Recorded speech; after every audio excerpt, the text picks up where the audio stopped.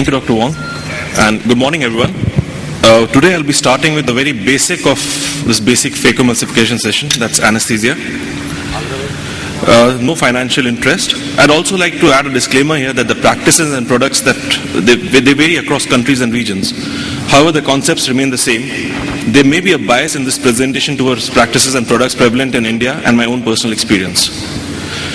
A brief overview, the objective of ocular anesthesia that I'll be covering: applied anatomy, anesthetic agents, types of anesthesia, complications, and converting to phacoemulsification. Analgesia is the basic objective for every kind of anesthesia. Without that, the surgery cannot go on. Traditionally, akinesia was also very important, both in terms of ocular movement and lid akinesia. However, with the emergence of phacoemulsification, that is becoming less and less important. The types of anesthesia could be general, which is very rare, I won't be covering that. Regional or local infiltration, topical with or with intracameral augmentation. A few words about applied anatomy.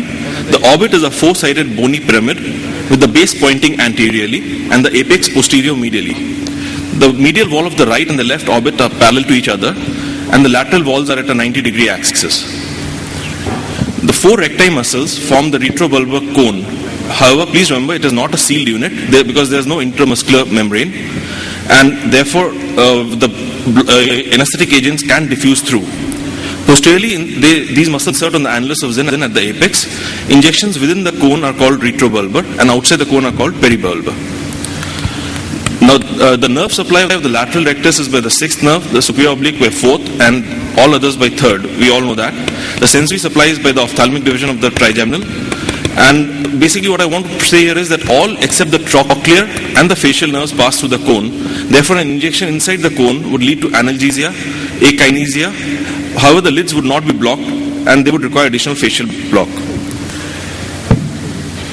There are various structures inside the orbit, and an injection within the cone can damage any of these. Therefore, the decreasing popularity of retrobulbar block. The anesthetic agents are weak bases. They could be injectable or topical.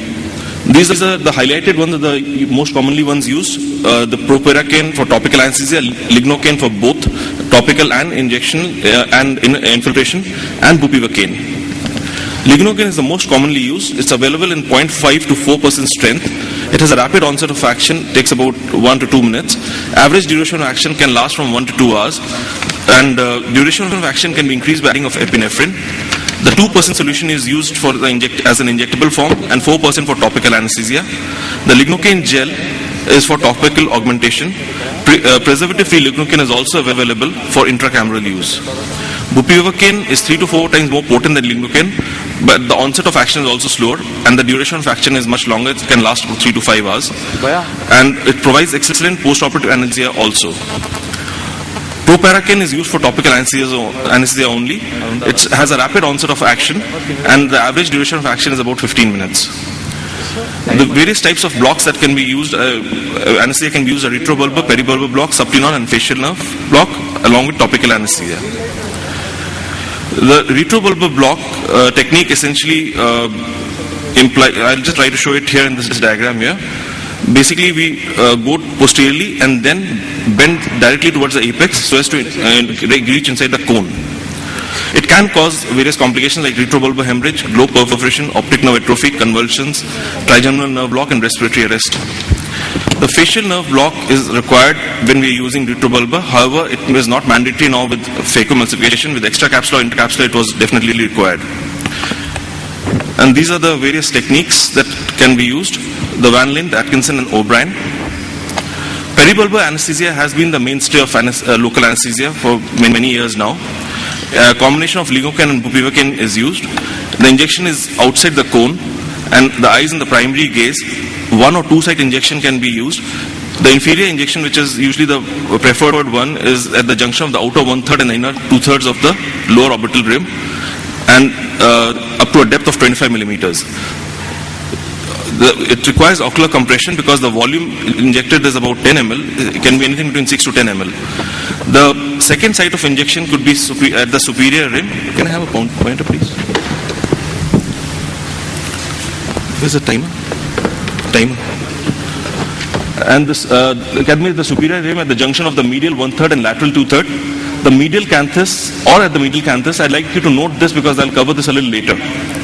And 3 to 4 ml is injected at the second site. The advantages of peribulbar over retrobulbar are that there's less chance of retrobulbar hemorrhage, less chance of perforation, and disadvantages are onset is slower, volume required is greater, therefore the IOP can be higher, and increased incidence of conjunctival chemosis is there. The lower side, the inferior side, a massage is done, and if required, the massage can be a digital massage or some device like a Pinky or Super Pinky can be used. After the lower site injection, the upper lid should have some amount of ptosis.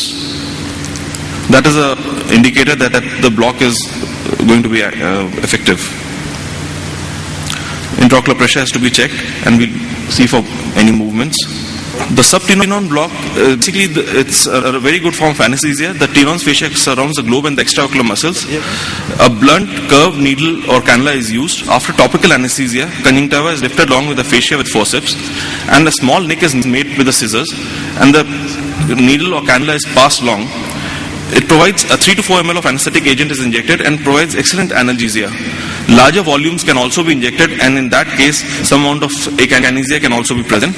It is being increasingly used for cataract surgery now because of the quality of analgesia that it provides. Topical anesthesia employs topical installation of drops or gel application. It provides analgesia of the cornea and conjunctiva. Proparacaine or lignocaine 4% is used commonly. And as I mentioned, it has a rapid onset of action, and average duration of action is 15 minutes. It's good enough for a phacoemulsification. Now, let's look at the status of anesthesia, various anesthesia techniques. Retrobulbar is very effective, but is very limited, of very limited use now. Facial is an optional block in this. Peribulbar is effective, but occasionally requires augmentation. It is considered safer than retrobulbar and is the most common technique these days. Subtenon is a very effective block, widely practiced in some parts of the world, and safer when the cannula is used. Topical anesthesia evolved primarily for the cataract surgery. It is increasingly popular, eliminates the risk and complications of other techniques. The lack of akinesia, however, may be risky in difficult surgeries, and intracameral lignocaine 1% may be used. Now, I just want to spend some time on converting topical, which I feel is very important here. Timing is very important. Attempt topical only after a reasonable experience of phacoemulsification, so that you know you're very sure about the surgery. Your time is not it's not a very prolonged time. Patient selection is very important. A patient should be able to cooperate and should be comfortable. Do not close the other eye while draping. If the patient is able to move or blink his eye under the drapes, I find that's very useful for the patient. Just think it through. Have a plan of surgery ready, and minimal handling instrumentation is required. Be ready to convert to a peribulbar block anytime you want. For this, I use sort of a modified peribulbar block, which I employed the medial canthus, medial to the caruncle, directed posteriorly. Just 2 ml of 2% lignocaine with hyaluronidase is required, and mild pressure of the medial canthus with a swab for 30 seconds. It gives good analgesia with some akinesia also. Enough for a comfortable surgery. Just wanted to show that very quickly here.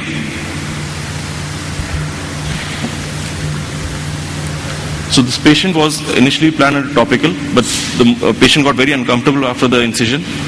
So just notice here, 2 ml would be injected. You direct it posteriorly.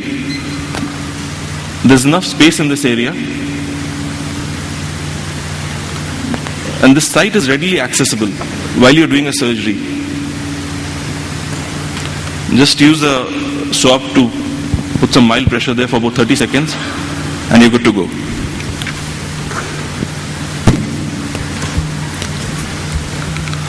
In conclusion, various techniques are available with the same objective. No anesthesia technique or agent is, however, ideal.